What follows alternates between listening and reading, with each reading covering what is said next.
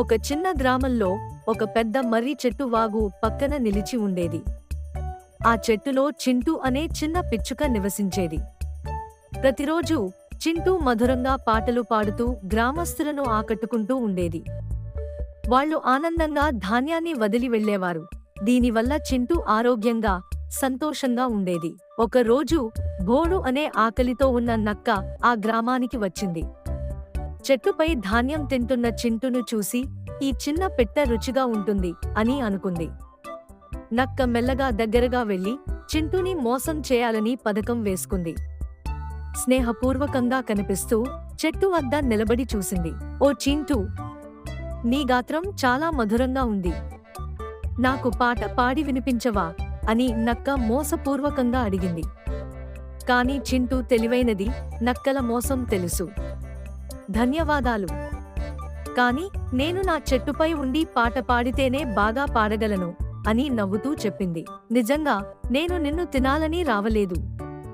నేను నిన్ను స్నేహితుడిగా చూసుకుంటున్నాను, నక్క అంది.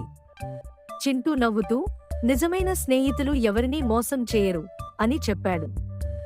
నక్క తన ఆకలిని దాచుకుంటూ మరింత బతిమాలింది. మరుసటి రోజు భోడు నక్క కొత్త మోసం ప్లాన్ చేసింది. నేను నీకోసం రుచికరమైన పండ్లు తీసుకువచ్చాను, రా తీసుకో అని చెప్పింది. కాని చింటూ నవ్వుతూ, నిజంగా నాకు ఇవ్వాలనుకుంటే నేల మీద పెట్టేయి, తరువాత తీసుకుంటాను అని చెప్పాడు. ఒక చిన్న ఆట ఆడదాం, భోడు చింటూ అన్నాడు. నువ్వు ఇక్కడి నుండి ఎగరగలిగితే నేను నీ స్నేహితుడిని అవుతాను. నక్క తను విజయవంతమవుతానని అనుకుని గాల్లోకి ఎగిరేందుకు సిద్ధమైంది. నక్క చాలా బలంగా దూకింది, కాని చెట్టు కొమ్మను తాకలేకపోయింది. మళ్ళీ ప్రయత్నించింది, కానీ విఫలమైంది. చింటూ నవ్వుతూ, అయ్యో, ఇంకా ఎత్తుగా ప్రయత్నించు అన్నాడు. అనేక సార్లు ప్రయత్నించిన తర్వాత భోడు అలసిపోయి నేలపై కూలిపోయింది. ఇది అసాధ్యం అని నక్క గొణిగింది. చింటూ నవ్వుతూ, సహనం లేకపోతే విజయం సాధించలేవు అన్నాడు. చింటూ చివరి పరీక్షగా, నీ ధైర్యాన్ని నిరూపించుకోవాలంటే కళ్ళు మూసుకుని 10 వరకు లెక్కపెట్టు అన్నాడు. భోడు అమాయకంగా ఒప్పుకుని కళ్ళు మూసుకుని లెక్క పెట్టడం మొదలుపెట్టాడు. భోడు 10 లెక్కగానే కళ్ళు తెరిచింది, కానీ చింటూ అక్కడ లేదు. అయ్యో, నన్ను మోసం చేశావా అని నక్క కేకలు వేసింది. చింటూ అటునుంచి నవ్వుతూ, స్నేహం అంటే మోసం కాదు భోడు అని అన్నాడు. గ్రామస్తులందరూ ఈ దృశ్యాన్ని చూస్తూ నవ్విపోయారు.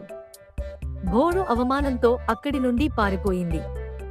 చింటూ గర్వంగా రెక్కలు అలికించుకుంటూ తన చెట్టులో సంతోషంగా పాట పాడాడు. చింటూ తన పాటను ముగించుతూ, తెలివి ఎప్పుడూ దురాశని ఓడిస్తుంది అని చెప్పాడు. గ్రామస్తులందరూ చప్పట్లు కొడుతూ చింటూని పొగిడారు. అప్పటినుంచి భోడు ఆ గ్రామానికి మళ్లీ రాలేదు. తెలివి మరియు సహనం ఎప్పుడూ దురాశను ఓడిస్తాయి. Please subscribe to our channel.